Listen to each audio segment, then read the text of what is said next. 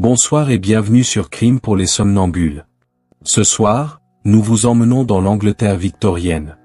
Au cœur des foyers modestes, là où la soupe fumante cache parfois une intention mortelle. Entre arsenic, linceul et douceur meurtrière, découvrez l'histoire interdite de Mary-Ann Cotton. Elle portait le deuil avec élégance. Toujours calme, toujours digne, et toujours entourée de cercueils. Époux, enfants, beaux-parents, amants, ils tombaient un à un, victimes de fièvre soudaine, de douleurs étranges, et d'un poison sans odeur, l'arsenic. Mais Marie pleurait, et la communauté la plaignait, jusqu'à ce que le doute s'installe, et que la liste des morts devienne trop longue. Une histoire de veuvage répété, d'héritage, et d'un crime en série avant même que l'on invente le mot. Mais le plus inquiétant, et si son cas n'était pas unique, juste mieux dissimulé dans le silence des foyers anglais? Installez-vous confortablement, fermez les yeux, laissez-vous emporter par cette histoire fascinante, entre poison domestique, hypocrisie sociale, et mort feutrée. Bienvenue dans un voyage au cœur des ténèbres. L'air est lourd de charbon et de prières non exaucées dans les faubourgs du nord-est de l'Angleterre. C'est dans ce décor de suie et de silence que naît Mary-Ann Robson, dans le petit village de Lomorsley, à quelques kilomètres de Durham. Elle vient au monde dans une maison de briques modeste, au milieu de la poussière noire ramenée chaque soir par les bottes des mineurs. Rien ne la prédestinait à entrer dans l'histoire.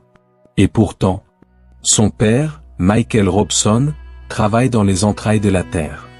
Ouvrier de fond, il rentre chaque jour le dos brisé, les poumons râpeux, les mains noircies. Il est pieux, sévère, un homme de devoir. Sa mère, Margaret, est une femme stricte, peu encline aux tendresses. Leur vie est une suite d'efforts, une marche lente dans la grisaille de la survie. Mary-Ann est une enfant sérieuse. Trop sérieuse, peut-être.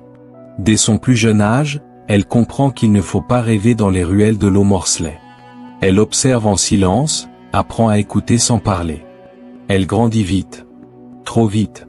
Elle sait qu'une fille n'a que peu de voix pour s'élever, le mariage, le travail, ou la servitude. Quand elle a 8 ans, un événement scelle sa vision du monde. Son père, Michael, meurt dans un accident à la mine. Une chute brutale dans un puits de fond. Le corps brisé, on le remonte à la surface au bout de longues heures. La famille perd tout. La maigre pension que laisse la compagnie ne suffit pas. Margaret, veuve précoce, devient plus dur encore. L'amour quitte la maison, s'il y en avait jamais eu. La petite Mary-Ann est envoyée en pension à l'âge de 9 ans. Elle y apprend la couture, le ménage, l'obéissance. Les religieuses lui enseignent la piété, et le silence. Là-bas, elle découvre que les femmes doivent supporter, se taire, servir. Mais Mary-Ann observe, encore et toujours.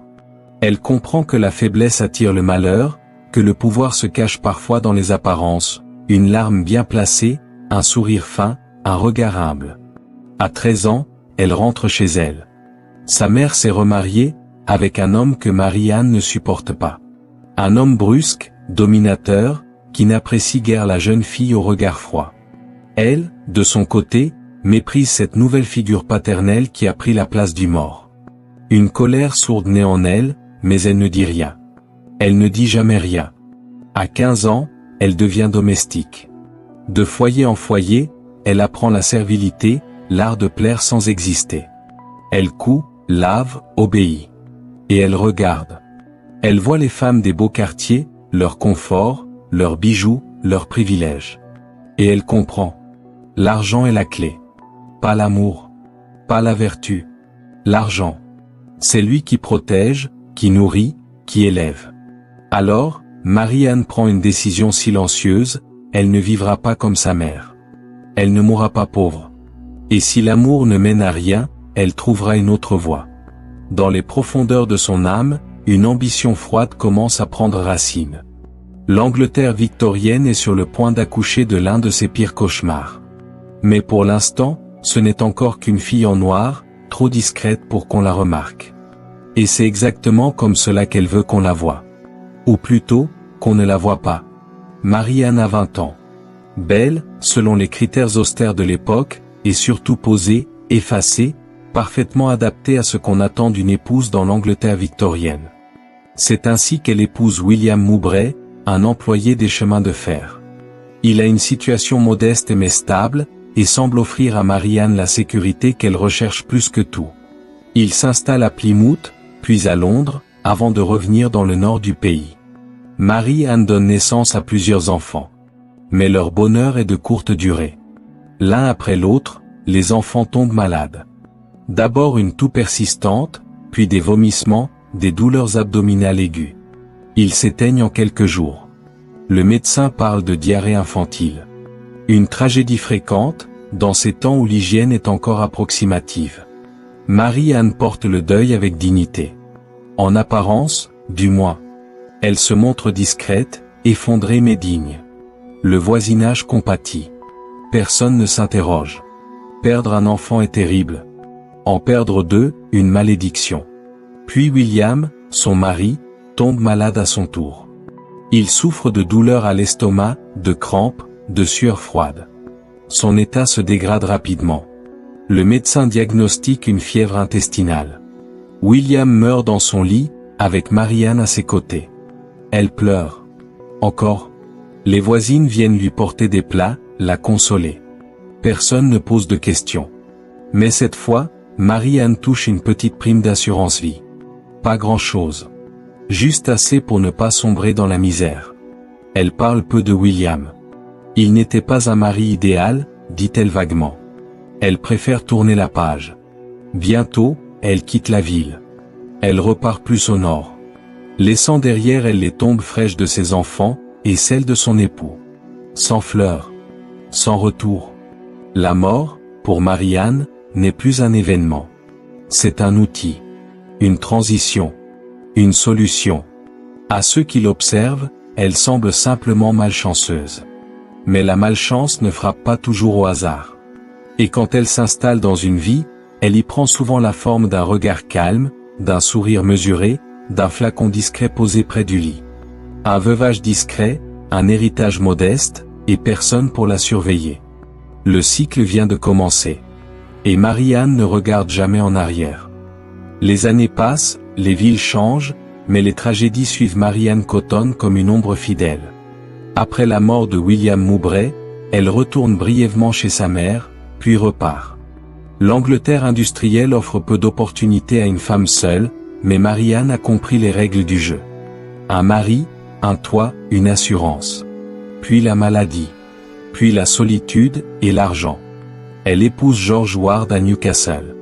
C'est un homme doux, plus fragile, malade depuis quelque temps déjà. Mais entre les mains attentionnées de Marianne, son état s'aggrave. Les symptômes sont les mêmes, douleurs abdominales, vomissements, faiblesse inexpliquée. George meurt dans son sommeil, après quelques mois de mariage. Le médecin est perplexe. Il avait de l'espoir. Mais il ne demande pas d'autopsie.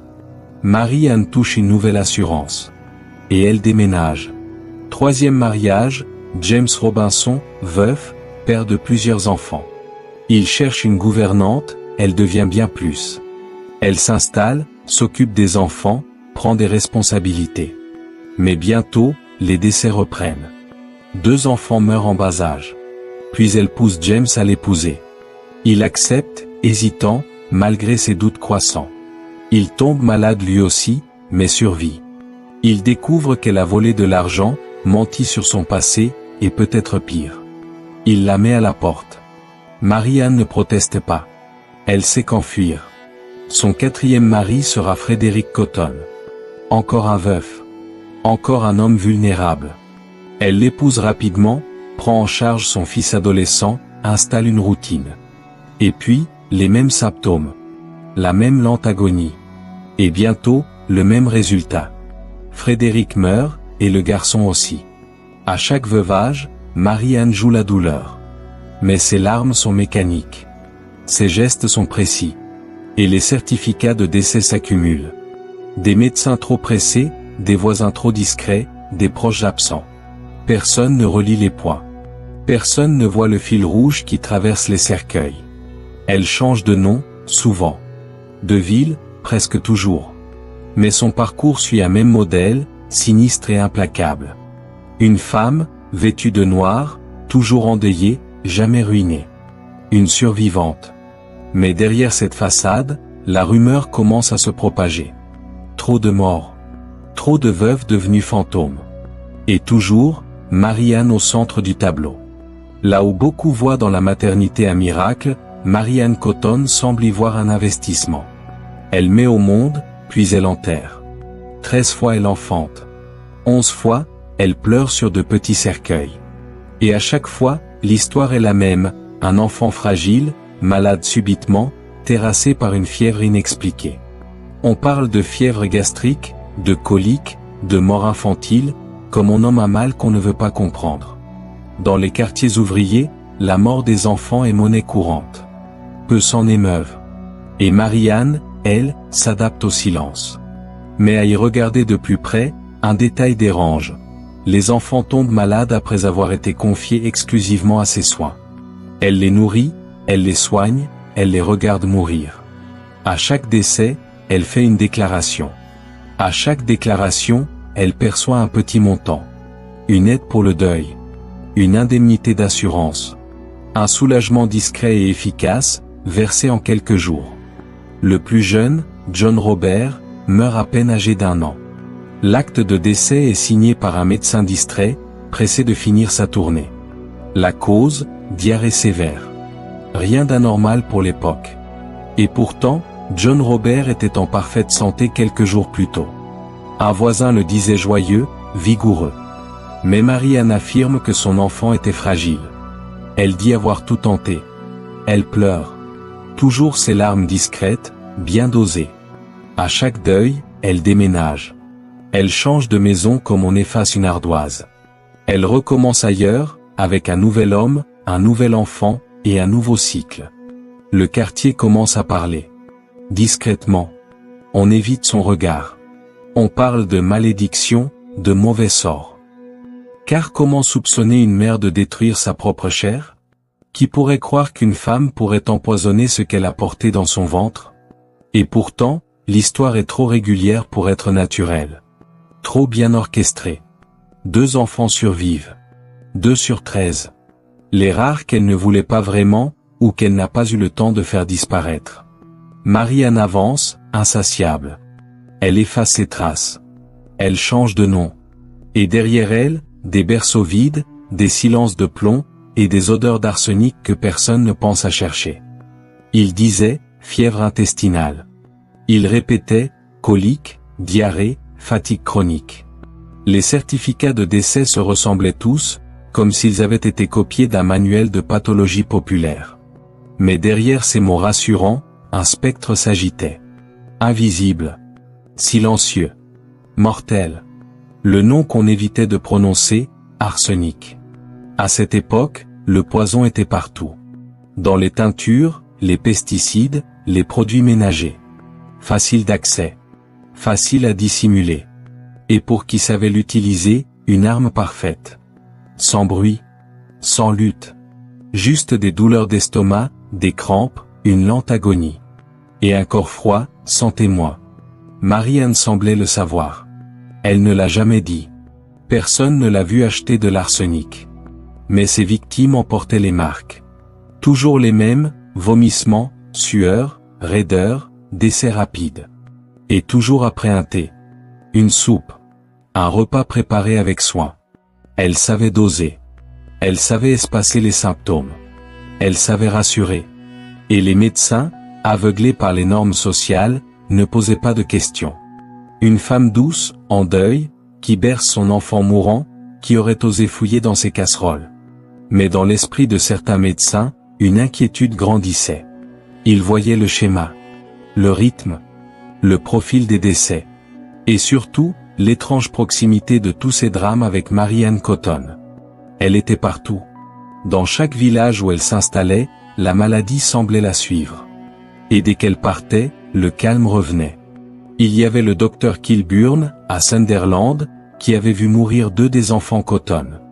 Il parlait de douleurs abdominales aiguës, de convulsions suspectes. Il avait conseillé une autopsie. Mais Marie-Anne s'y était farouchement opposée. Elle criait à l'injustice, au chagrin profané. Et les autorités, pour éviter le scandale, l'avaient laissée tranquille. Mais le doute restait. Le doute et la peur. Une peur plus grande que la misère. Car Marianne Cotton ne tuait pas pour le plaisir. Elle tuait pour vivre. Pour survivre. Pour exister dans un monde où les femmes pauvres n'avaient aucun pouvoir. Et le poison, lui, ne parlait pas. Les cercueils se succédaient. Le bois n'avait pas le temps de vieillir que déjà il devait accueillir un nouveau corps. Et pourtant, Marianne Cotton restait libre. Intouchable. Comme enveloppée d'un voile de respectabilité que nul n'osait déchirer. À chaque décès, elle versait des larmes. Elle pleurait, s'évanouissait, appelait Dieu. Elle se tenait droite dans les églises, les mains jointes, vêtue de noir, le regard noyé de chagrin. Elle parlait de mauvais sorts, de malédictions, de familles frappées par la tragédie. Et les gens la croyaient. Car en ce temps-là, une femme ne pouvait pas être un monstre. Une femme n'empoisonnait pas ses enfants, ses maris, ses voisins. Une femme était une victime, jamais une prédatrice. Et Marianne connaissait bien ce mensonge social. Elle s'y levait avec talent. Elle déménageait souvent. D'un village à l'autre. Chaque fois qu'un voisin posait trop de questions. Chaque fois qu'un médecin levait un sourcil. Elle faisait ses bagages, refaisait sa vie ailleurs. Avec un nouveau nom, une nouvelle alliance, un nouvel enfant. Et toujours, la même suite d'événements, l'installation, la maladie, la mort, l'assurance. Et elle, seule survivante, héritant des maigres économies, des quelques livres versés pour les obsèques. Toujours juste assez pour vivre, jusqu'au prochain drame. Les autorités, elles, ne suivaient pas. Les dossiers médicaux étaient éparpillés, les morts dispersés sur tout le territoire. Il n'y avait pas de système centralisé. Pas de communication entre médecins. Pas de registre des assurances suspectes. L'Angleterre du 19e siècle n'était pas prête pour ce genre de tueuse. Et Marianne le savait. Elle savait aussi manipuler. Charmer. Flatter. Elle parlait bien, avec un accent maîtrisé. Elle avait des manières. Elle gagnait la confiance des veufs, des employeurs, des infirmiers. Même des inspecteurs. Mais malgré tout, une fissure commençait à apparaître dans le vernis. Des rumeurs couraient. Certaines femmes du voisinage évitaient de manger chez elle. D'autres disaient que les enfants pleuraient en sa présence. Les prêtres hésitaient à l'embrasser à la fin des messes. Et surtout, quelques hommes se mettaient à parler. Des veufs. Des pères. Des anciens voisins. Mais il manquait encore une chose pour faire tomber l'impénétrable mur de silence, une erreur. Un pas de trop. Un crime de plus. Celui qu'elle ne réussirait pas à camoufler. Et il arrivait à grands pas. James Robinson n'était pas un homme naïf. Veuf, père de plusieurs enfants, il avait connu la douleur et la solitude. Quand Marianne entra dans sa vie, elle fut un soulagement, une aide précieuse, presque une providence. Elle savait tenir une maison, consoler un cœur, gérer les enfants. Elle savait aussi écouter, sourire, séduire. Ils se marièrent rapidement. Et, dans un premier temps, James s'en félicita. Mais bientôt, le malheur s'abattit à nouveau sur sa famille. D'abord, 2 de ses enfants tombèrent malades. Fièvre, vomissements, douleurs abdominales. Ils moururent à quelques jours d'intervalle. Les médecins parlèrent encore une fois d'un virus. D'une épidémie. De malchance. James, lui, ne fut pas convaincu. Puis ce fut à son tour. Une nuit, il ressentit les mêmes symptômes. Une douleur violente, envahissante. L'impression que son ventre brûlait de l'intérieur. Mais il survécut. Et quelque chose, pendant cette nuit d'agonie, s'éveilla en lui. Un instinct brut. Une certitude glaçante, sa femme essayait de le tuer. Il fouilla discrètement la maison. Il trouva de la poudre suspecte, un résidu blanchâtre rangé dans une petite boîte d'étain. Il la montra à un voisin, un pharmacien. L'homme fronça les sourcils. Arsenic, peut-être. James n'attendit pas plus. Il mit Marianne à la porte. Elle protesta, pleura, menaça, mais rien n'y fit. Il la chassa de chez lui et se rendit à la police. Et là, enfin, quelqu'un écouta. L'affaire fut lente à émerger. La loi, encore hésitante à accuser une femme, traîna les pieds.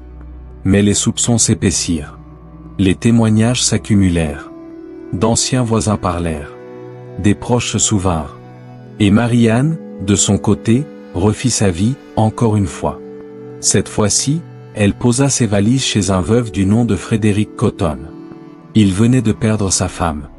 Il avait un fils adolescent. Il avait besoin d'une gouvernante. Marie-Anne devint rapidement plus que cela. Elle l'épousa, comme les autres. Et Frédéric mourut. Puis ce fut le tour de son fils. Un à un, les obstacles disparaissaient. Ne restait qu'un dernier, Charles-Édouard, le propre fils de Marie-Anne. Le seul encore en vie. Un enfant de quelques années, fragile, silencieux, qui se mit soudainement à vomir après le repas. Cette fois, c'en fut trop. Une voisine, qui observait les allées et venues de la maison depuis des semaines, parla. Elle se rendit au poste de police et raconta ce qu'elle avait vu, ce qu'elle soupçonnait. Elle insista. Et cette fois, les autorités écoutèrent vraiment. Le piège venait enfin de se refermer. Le nom de Marie-Anne Cotton allait bientôt apparaître dans les journaux, pour ne plus jamais en disparaître. Il ne restait plus qu'un seul obstacle entre Marie-Anne et la liberté financière qu'elle convoitait, un enfant de 6 ans nommé Charles-Édouard. Son propre fils. Le dernier survivant d'une lignée décimée. Frédéric Cotton était mort depuis peu d'une infection pulmonaire, avait dit le médecin, distraitement, sans creuser. Son fils adolescent, Georges, avait suivi peu après, emporté lui aussi par une fièvre aiguë. L'entourage soupçonnait une épidémie, une malédiction, une tristesse contagieuse peut-être. Mais personne ne pensait à Marie-Anne. Pas encore. Charles-Édouard, fragile et discret, avait survécu jusqu'ici. Il n'était qu'un enfant, innocent, doux, presque effacé. Mais il représentait une charge. Une bouche de trop. Une trace du passé. Et surtout, un obstacle à une nouvelle demande d'aide publique. Car tant qu'il vivait, elle ne pouvait prétendre à certaines indemnités destinées aux veuves sans enfants. Alors elle prit une décision. Comme toujours, cela commença par des douleurs. Il refusa son repas, se plaignit du ventre. Le lendemain, il vomit. Un liquide verdâtre. Des crampes. Des cris étouffés. Puis le silence. Un médecin fut appelé, mais trop tard. L'enfant était mort. Officiellement, de cause naturelle. Officieusement, les doutes se multipliaient. Car cette fois, quelqu'un parla. Margaret, une voisine, avait observé Marie-Anne depuis des mois. Elle connaissait son passé, ses déménagements, les morts qui la suivaient. Elle avait entendu les cris de Charles. Elle avait vu Marie-Anne sortir de chez elle avec une boîte en métal dans les mains, les jours précédents. Elle connaissait l'odeur de l'arsenic, ayant perdu elle-même un oncle à cause de ce poison. Elle décida de briser le silence. Elle alla voir la police. Elle insista. Elle raconta tout. Et pour une fois, on l'écouta. Le corps de Charles-Édouard fut exhumé. Une autopsie fut ordonnée. Les résultats tombèrent, implacables, présence massive d'arsenic. Le doute n'était plus permis. Marie-Anne Cotton fut arrêtée. Dans la cellule froide où elle fut enfermée, elle continua de nier. Elle parla de fièvre, de malchance, de sorcellerie même. Elle pleura, cria à l'injustice, invoqua Dieu et les douleurs de la maternité. Mais le vent avait tourné. Cette fois, l'Angleterre voulait des réponses. Cette fois, on exhumait les morts. Et la vérité, lentement, remontait à la surface. Le petit cercueil blanc de Charles-Édouard fut rouvert sous un ciel gris d'octobre. Une foule silencieuse s'était rassemblée, comme pour assister à un châtiment divin. Dans l'air, une tension sourde, un mélange de peur, de curiosité morbide et de colère contenue. Les médecins légistes, guidés par les nouvelles techniques d'analyse chimique, procédèrent à l'autopsie avec méthode. Ils grattèrent les tissus, prélevèrent les organes, analysèrent les fluides internes. Et bientôt, les résultats furent aussi clairs que terrifiants, de l'arsenic, en quantité létale. Pas un accident. Pas une erreur. Un empoisonnement délibéré. À partir de ce moment, le doute n'était plus possible. Les autorités décidèrent d'aller plus loin. D'autres corps furent exhumés, ceux des enfants, des maris, même de la propre mère de Marie-Anne. Tous montraient les mêmes signes. Les mêmes douleurs, les mêmes spasmes intestinaux, les mêmes restes d'un poison insidieux. L'arsenic, inodore, sans saveur, difficile à détecter pour les médecins de l'époque, mais pas pour la science qui avançait. Les enquêteurs établirent rapidement un schéma. Marie-Anne Cotton avait survécu à 4 maris, à sa mère, à 13 enfants dont 11 morts prématurément, à des amants, à des beaux-fils. Et toujours, après chaque décès, elle recevait une compensation, assurance vie, pension, aide sociale, charité publique. Chaque mort devenait un revenu. Ce que l'on croyait être une série de malchances tragiques prenait désormais les contours d'un plan froid, répété, méthodique. La nouvelle se répandit comme une traînée de poudre. Les journaux s'en emparèrent. Le public, d'abord choqué, devint enragé. On parla de sorcières, de veuves noires, de démons en jupon. On dressa un portrait terrifiant de cette femme calme et bien mise, au regard dur et à la voix douce. Marie-Anne, elle, gardait le silence. Inébranlable. Ses avocats tentaient encore de plaider l'ignorance ou la fatalité. Mais face aux preuves, face aux exhumations, face aux analyses chimiques, il ne restait qu'une vérité. Marie-Anne Cotton avait tué. Et désormais, elle allait devoir en répondre devant la justice. Le tribunal de Durham, en ce matin glacial de mars 1873, était envahi par la foule. Des curieux, des journalistes, des dames de bonne société dissimulant leur fascination derrière des éventails parfumés, et même des enfants perchés sur les épaules de leur père. Tous venus pour voir de leurs yeux la femme que l'on appelait déjà la plus grande tueuse en série de l'Angleterre victorienne. Marie-Anne Cotton entra dans la salle escortée de gardes. Sa robe noire, sobre et austère, flottait légèrement autour d'elle. Elle ne leva pas les yeux. Son visage restait figé, impassible, presque lasse. Comme si tout cela n'était qu'un mauvais rêve dont elle s'éveillerait bientôt. Mais ce rêve, c'était celui de la justice. Et il allait devenir son cauchemar. Le procureur ouvrit les débats avec méthode. Il dressa la liste, interminable, des morts entourant Marie-Anne. 4 maris, 11 enfants, sa mère, des bons enfants. Le tout s'étalant sur 2 décennies de deuil successifs, de primes d'assurance encaissées et de soupçons étouffés. Il évoqua l'arsenic, les symptômes identiques, les motifs financiers. Et surtout, il montra au jury la constance glaçante des circonstances. Face à lui, la défense peinait à se faire entendre. Marie-Anne plaidait l'innocence. Elle affirmait être une femme malchanceuse, accablée par la vie. Elle disait avoir été frappée par des tragédies en série, comme tant d'autres à cette époque où la mortalité infantile était élevée, les maladies fréquentes, les accidents domestiques monnaie courante. Mais chaque témoignage sonnait comme un coup de marteau. Une voisine raconta avoir vu Marie-Anne préparer une tisane étrange à son fils avant sa mort. Un médecin témoigna de son étonnement face à la fréquence des décès autour d'elle. Les chimistes détaillèrent les doses d'arsenic retrouvées dans les corps exhumés. Même son ancien mari, James Robinson, vint à la barre. Il raconta comment, après avoir perdu 2 enfants et échappé de peu à la mort lui-même, il avait compris que Marie-Anne était le fil conducteur de toutes ces tragédies. Sa voix tremblait, mais sa conviction ne laissait place à aucun doute. Le jury n'eut besoin que de 90 minutes pour rendre son verdict. Coupable. La salle explosa.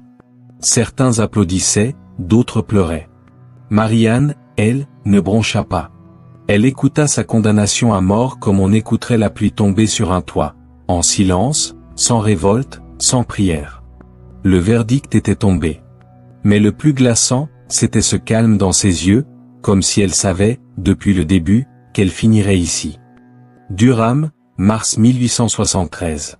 Marie-Anne Cotton, reconnue coupable du meurtre de son fils Charles-Édouard, attendait l'exécution de sa sentence dans une cellule froide de la prison de la ville. La nouvelle de sa condamnation avait enflammé tout le pays. Les journaux publiaient chaque jour des détails croustillants de l'affaire, transformant la criminelle en figure monstrueuse de la culture populaire. Dans sa cellule, Marie-Anne restait étrangement sereine. Elle écrivait parfois, chantonnait des airs d'enfance, et parlait peu. Lorsqu'on lui demandait si elle avait des remords, elle répondait par un regard lointain. Certains gardiens disaient qu'elle dormait sans cauchemar. D'autres juraient l'avoir entendu murmurer les prénoms de ses enfants, dans un souffle presque tendre. Le 24 mars 1873, à l'aube, on vint la chercher. Elle monta à l'échafaud vêtue d'une simple robe sombre, les mains liées dans le dos. Elle ne pleura pas, ne cria pas. Elle ne demanda ni grâce, ni confession. Elle adressa un léger sourire à l'aumônier, refusa le bandeau sur les yeux et marcha d'un pas calme vers la potence. Mais le destin, ou peut-être une ironie cruelle du sort, en décida autrement. Le bourreau, inexpérimenté, fit une erreur, la corde était trop courte, le nœud mal ajusté. Le corps de Marie-Anne ne se brisa pas net. Au lieu d'une mort rapide, elle fut soulevée dans les airs, et commença à suffoquer lentement. Ses jambes tremblèrent, ses pieds s'agitèrent.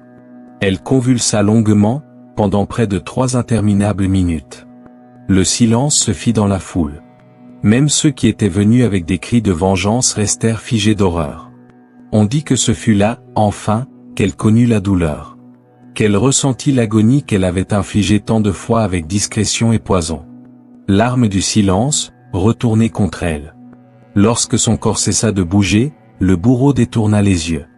Marie-Anne Cotton fut enterrée dans l'enceinte de la prison, dans une tombe sans nom, parmi d'autres criminels oubliés. Mais elle, on ne l'oublia jamais. Avec la mort de Marie-Anne, l'Angleterre croyait avoir tourné la page sur l'un de ses plus sombres chapitres. Mais certaines histoires ne meurent jamais. Elles s'enracinent dans l'imaginaire collectif, se transmettent comme un murmure, et reviennent hanter les esprits, siècle après siècle. On la surnommait déjà la veuve noire, l'ange de la mort, la tueuse au thé empoisonné. Les journaux la décrivaient comme une ogresse moderne. Et dans les pubs de Durham ou de Sunderland, on jurait que son fantôme errait toujours, vêtu de noir, une tasse à la main, le regard fixe, comme si elle cherchait sa prochaine victime. Mais au-delà du folklore, une réalité glaçante persistait. Marie-Anne Cotton n'était pas née monstrueuse. Elle était née pauvre, sans amour, dans un monde où les femmes n'avaient que 2 armes, le silence et la ruse. Elle avait choisi le poison. Et elle s'en était servie pour manipuler, pour survivre, et pour tuer. On estime à plus de 20 le nombre de ses victimes. Mari, amant, enfants. Certains historiens pensent qu'elle a pu en emporter bien davantage. Mais les archives sont incomplètes, les corps jamais exhumés. Et dans bien des cas, la vérité a été emportée avec elle dans la tombe. Aujourd'hui, son histoire continue de fasciner.